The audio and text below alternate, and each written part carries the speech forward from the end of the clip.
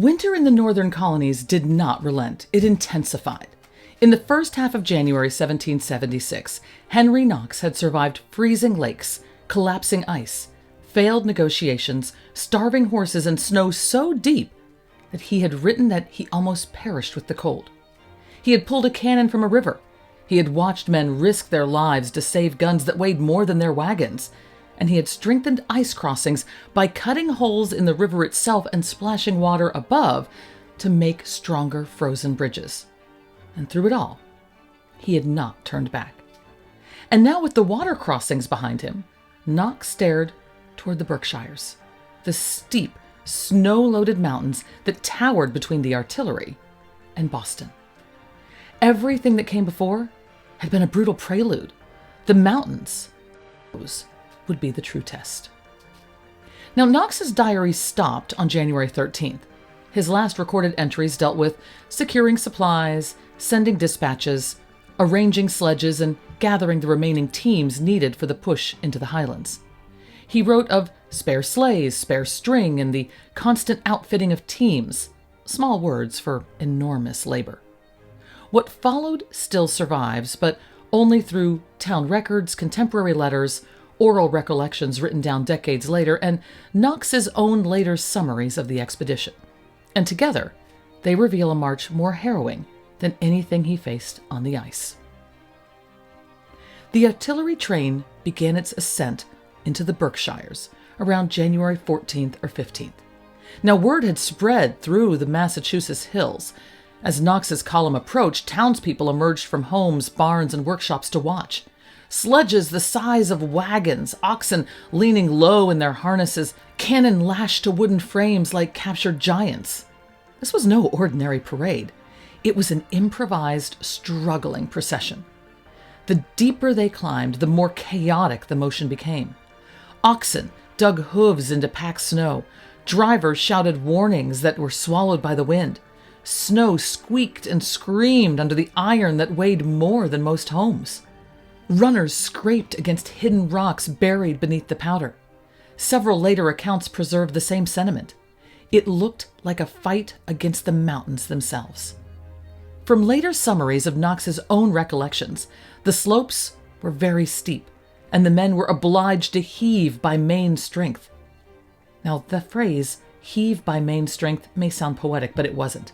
It meant that men were pushing sledges with their shoulders. Others were bracing their boots into the snow to serve as human brakes. Teams were using ropes wrapped around trees to slow downhill slides. Smiths were repairing ironwork in the freezing wind. Carpenters rushing to reinforce broken braces. Every upward foot was earned, and every downward foot risked disaster. Eyewitness accounts in Great Barrington describe moments where the sledges nearly lost traction. One recollection preserved in the town history tells of men lying flat to brace their backs against the rear of a sledge as oxen tried to pull it uphill, using their own bodies as wedges to keep the load from sliding backwards. I want you to take a moment to process that. A ton or more gun on runners sliding downhill would crush anything in its path. Those men knew it, and still they put their bodies between the sled and the backward slide to hold the line. Now, the eastern descent toward Great Barrington was just as deadly as the climb. One Berkshire County history recalls a runaway moment. The guns wanted to run quicker than the men, and this was a real danger. On a downhill slope, a 4,000 to 5,000 pound cannon on a sledge could accelerate faster than a horse team could restrain it. Drivers and laborers responded with whatever physics the wilderness allowed. They were dragging trees behind the runners, throwing logs in the path, wrapping brake ropes around trunks, wedging bodies beside the sledge to slow the momentum. Ropes snapped, logs splintered, men stumbled and clawed for footing. But the guns held to the road. Every mile through the Berkshires was won this way, piece by piece, breath by breath. By January 19th, the train emerged onto the ridgelines. The climb was behind them. Below them, stretched the Massachusetts interior. Closely spaced towns, more reliable roads, and far more help. Every man who stood on that ridge understood they had beaten the mountains. Those who had nearly frozen beside the river, those who had pulled an artillery piece out of the river by hand, who had climbed slopes fit for goats and slid down them at mortal risk, they now felt the first flickers of certainty that the artillery would reach Washington, every single piece. As the convoy descended toward Egremont, Stockbridge, and Great Barrington, the pace quickened. Local records mention repairs made to sledges, reshoeing of oxen, and drivers from neighboring towns joining the expedition. What had begun as a military mission had become a regional phenomenon. Communities stepping forward to help in any and every way they could. People lined the roads to watch the guns pass. Children stared at the massive shapes. The mountains were behind them. But winter wasn't done yet. By January 24th to 26th, the artillery reached Springfield, one of the most important military supply hubs in the colonies. Here, the work accelerated. Sledges shattered by mountain roads were rebuilt, iron straps reforged in the arsenal's forges, oxen reshod and rested, loose trunnion straps tightened, cracked beams replaced. Springfield transformed the battered equipment into a functioning train again.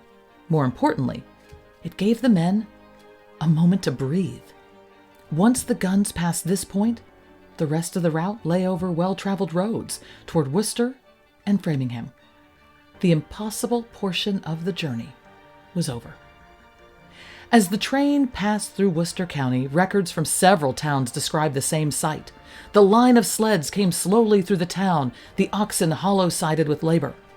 Drivers wrapped their faces in scarves against the winter wind that cut like glass. Smiths walked with the convoy to fix anything that broke. Children followed at a distance until they were called back home. Near Framingham, the roads grew busy. Farmers, sledges, wagons, and travelers mixing with the artillery columns. People stopped to stare at the spectacle. Towering bronze cannon, heavy iron guns, great mortars with cavernous mouths, teams of oxen panting steam into the frozen air. This was the moment Henry Knox's bold promise to Washington, written on December 17th, became real.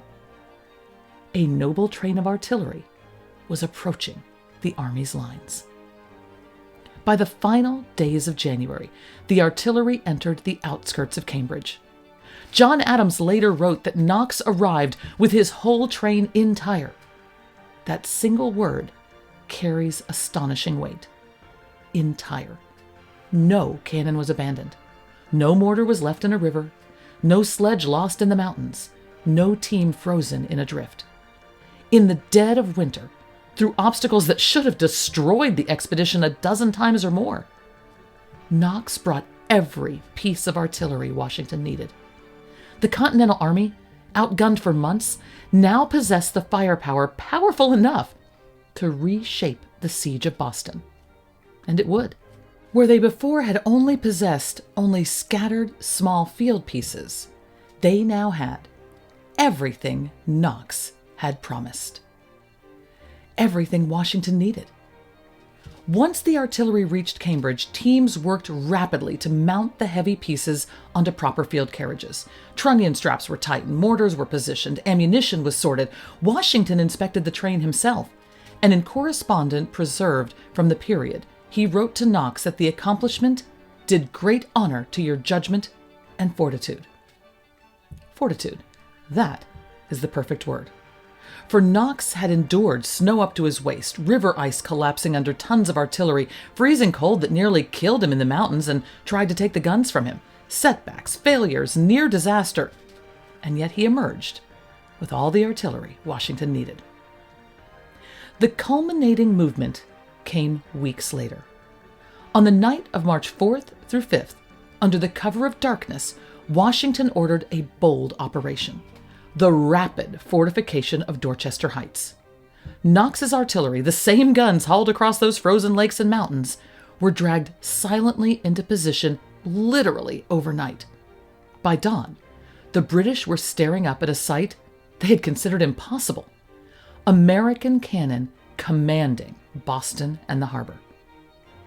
General Howe studied the heights and refused to attack.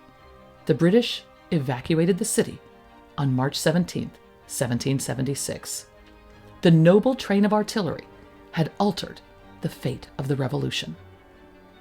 Knox had once been a bookseller, a young man who taught himself about artillery from borrowed volumes, a man whose diary recorded no fear, only motion, a man who had written a single ambition to Washington, that he would bring the commander a noble train of artillery. And he had delivered more than a train.